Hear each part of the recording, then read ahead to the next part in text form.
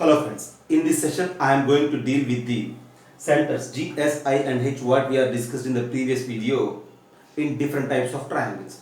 Along with I am going to explain about something about the Euler line also.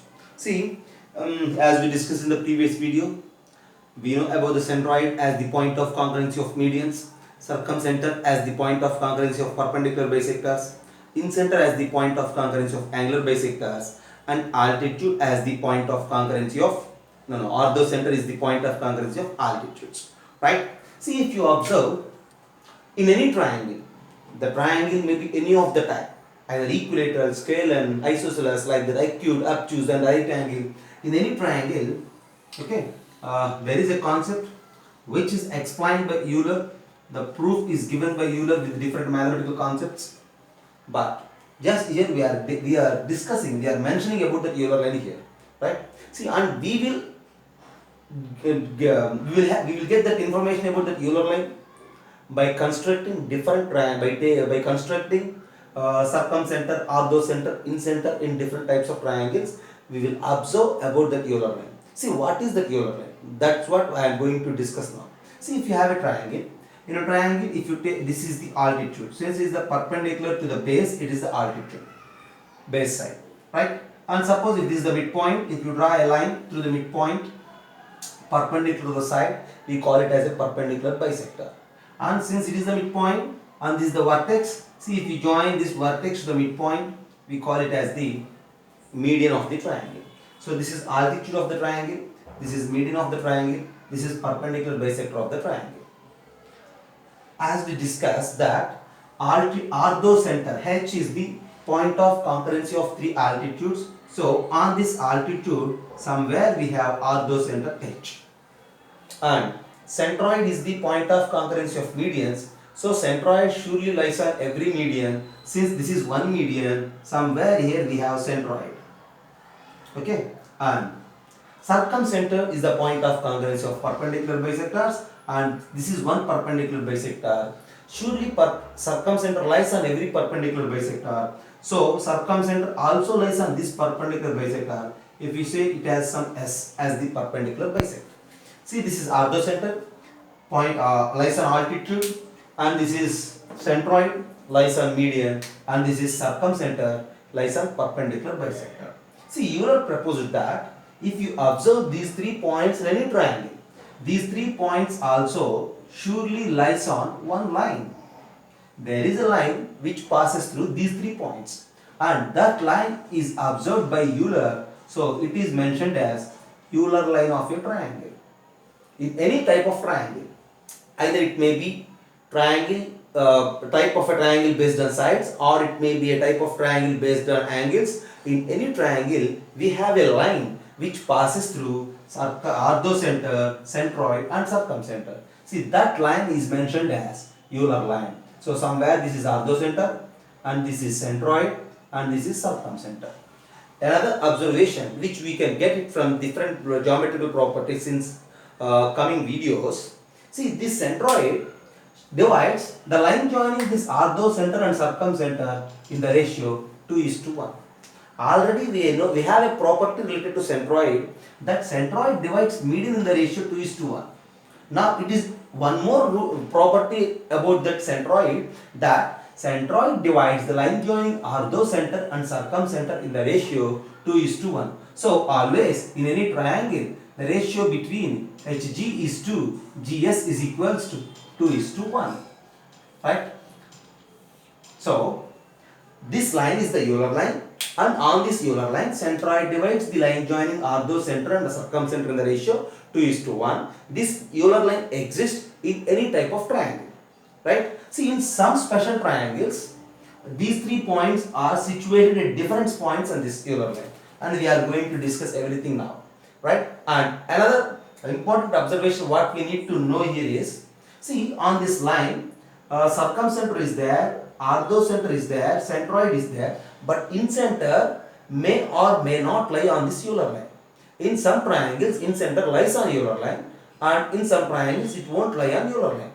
Surely centroid, circumcenter and orthocenter lies on this Euler line, and there is no surety about the incenter. it may lies or not lies, right? So now here we need to note that Euler line is a line which passes through the three centers of the triangle. Those are centroid, circumcenter and orthocenter. On this Euler line, centroid always divides the line joining orthocenter and circumcenter in the ratio 2:1, right? Now, if we go with different types of triangles, what will happen? If you observe, see, if you take an equilateral triangle, as we discussed, equilateral triangle is a triangle in which all the sides are equal, right? And since all the sides are equal, automatically all the angles also will become equal, and we will prove in the next video, right? Now we are mentioning different properties related to triangles, and we are going to prove all those properties related to this in coming videos. Initially we need to know about these properties, and later on with different geometrical ideas we will prove all those properties also. See, since in equilateral triangle all the sides are equal and all the angles are equal, it is a symmetrical diagram from all the three sides of the triangle. Since it is symmetrical, and if you construct that centroid, circumcenter, orthocenter and incenter in that equilateral triangle, surely all will get coincide at one point for the equilateral triangle. See, for equilateral triangle, centroid, orthocenter, incenter and circumcenter, all the four will meet at one particular point. There are no four different points. One point will act like circumcenter, the same point acts like centroid, the same point acts like incenter and orthocenter. So all those points get coincide at incenter in an equilateral triangle, and all these points will lie inside the triangle. And whereas coming for an isosceles triangle, if you see in an isosceles triangle, all the points G, S, H along with I are collinear. As we mentioned about the Euler line, G, S, H are collinear, but we don't have surety about that incenter. But in an isosceles triangle, that incenter also lies on the same line, on the Euler line. So in isosceles triangle, the four centers G, S, H and I are collinear. Whereas in equilateral triangle, all the points are meet at a point. One point acts like all the four, but in isosceles triangle, those 4 points are collinear. That in the sense, incenter also lies on Euler line. Whereas coming for a scalar triangle, there is a Euler line. As we discussed, Euler line is there for all the triangles. In scalar triangle, that Z, S, H are collinear. That incenter may not lie on that Euler line, right? See, once again, if you check, in equilateral triangle, 4 centers will get coincide at one point. In isosceles triangle, 4 centers are collinear. In scalar triangle, only these 3 are collinear, and incenter won't lie on the scalar line. See, these are the triangles based on the sides of the triangle, and related to that, I mentioned the relations between the centers in those triangles. Now we are going to discuss about these centers related to different types of triangles based on angles. See, based on angles, the first thing is an acute angle triangle. We know that in an acute angle triangle, all the angles are less than 90 degrees. For an acute angle triangle, if you try to construct those incenter, circumcenter, incenter, orthocenter, all those will lie inside the triangle. Everything will lie inside the triangle. Why we are specifically mentioning inside the triangle here? It means in some other triangles, this is an acute angle triangle, all the points are inside. Now I am going to check with an obtuse angle triangle. For an obtuse angle triangle, 4 points won't lie inside. Some points lie inside and some points lie outside. Whereas for an obtuse angle triangle, see, obtuse angle triangle means the triangle in which one of the angle is more than 90 degrees. See, this is an obtuse angle triangle because this angle is more than 90 degrees. If you consider such type of an obtuse angle triangle, incenter is the point, centroid is the point of congruency of medians, as well as incenter is the point of congruency of angular bisectors. The name itself, incenter, is suggesting that it lies inside. So surely for an obtuse angle triangle, centroid as well as incenter lies inside the triangle. But whereas orthocenter and circumcenter lies outside the triangle. See, if you try to construct that orthocenter. Orthocenter is the point of concurrency of altitudes from three vertices to the opposite sides. See, if you consider this as one vertex, we need to draw altitude, that is perpendicular line from this vertex to the opposite side. See, whereas this is the opposite side, if you try to draw that altitude, it won't move inside the triangle. It is the outside the triangle. This is a line. Yeah, this is a line which passes through the vertex and perpendicular to this line. So this is one altitude through C. And if you try to draw altitude through B, see, we need to draw a perpendicular from B to the opposite side. So this is vertex B and this is the opposite side. So we need to draw perpendicular from B onto the opposite side. So it also won't move inside the triangle. If you extend it and if you draw like this, this is the altitude. This is the altitude. This is another altitude.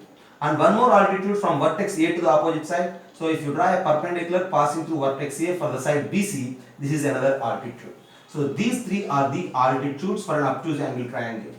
And if you extend these altitudes, extension of altitude, extension of altitude, extension of altitude, right? Somewhere, okay, we need to construct like that, extension of altitude. Okay, see, all these altitudes will meet at one point and that point is the orthocenter. And it is clearly suggesting that orthocenter for an obtuse angle triangle won't lie inside, it lies outside, in particularly backside of this obtuse angle. If this is the obtuse angle and that orthocenter lies backside of that obtuse angle. And another important observation what we will get from this idea is, see, this is the orthocenter of triangle ABC. And if you observe triangle HAP, if you consider this HAB as also one more triangle, for this triangle, this is also perpendicular. Okay, and this is perpendicular altitude for this triangle to the vertex A, and this is the extension of that altitude. And from this vertex H to the opposite side for this triangle, this is vertex H and this is the opposite side. From this vertex H, if you try to draw perpendicular from this opposite side, it won't move inside, it is also move outside, and this is the altitude. And for B to the opposite side, this is the altitude. And these three altitudes again by extending will meet at the point C. That in the sense for the triangle HAB, this C also acts like orthocenter. From there we will conclude that for triangle HAB, C is the altitude, and for triangle HAC, B is the orthocenter, and for triangle HBC, A is the orthocenter. This is one beautiful property which we will get in any triangle. In any triangle, if you observe, if H is the orthocenter of triangle ABC, then we will get that for the triangle HAC, B is the orthocenter. For the triangle HBC, A is the orthocenter. For the triangle HAB, C is the orthocenter. Very useful in different competitions and different problems to solve, right? And in the same way, if you try to construct circumcenter for an obtuse angle triangle, we will get that circumcenter outside of this triangle and that to opposite side of this vertex angle, obtuse angle, right? So from this discussion, what we are going to announce is orthocenter and circumcenter lies outside the triangle for an obtuse angle triangle, and in particularly orthocenter is backside of the obtuse angle, whereas circumcenter is the opposite side of this obtuse angle, right? And another corollary what we will get from this discussion is that if H is the orthocenter of triangle ABC, B is the orthocenter of HAC, A is the orthocenter of HBC, and C is the orthocenter of HAB. These are the very important tools to solve many problems, right? And another idea which is also very, very useful, okay, locating the centers G, I, H and S in a right angle triangle. See, if you have a right angle triangle and the name itself suggesting, and if you construct incenter and centroid, both will lie inside the triangle. These will lie inside. Whereas orthocenter and circumcenter now won't lie outside, won't lie inside, they will lie on the triangle. Very important thing. And in particularly, That orthocenter is the right angle vertex itself, whereas circumcenter is the midpoint of the hypotenuse. Right? See, if we have a right angle triangle like ABC, right angle at B, this B, vertex B is the orthocenter, whereas S is the midpoint of the hypotenuse AC, and the other two centers G and I will lie inside the triangle. So, depending on the type of a triangle, we are locating the four centers in different manner. Okay, G and I, if you observe, always they lie inside the triangle. Whereas H and S, sometimes they lie inside, sometimes they lie outside, and sometimes they lie on the triangle, depending on the type of the triangle. And depending on the type, based on the sides like equilateral, isosceles and scalene, these 4 points, sometimes they are collinear, sometimes they will meet at one particular point, sometimes only 3 of those are collinear. See, we need to keep in mind all those things related to these centers to solve many problems in a simple manner. Thank you.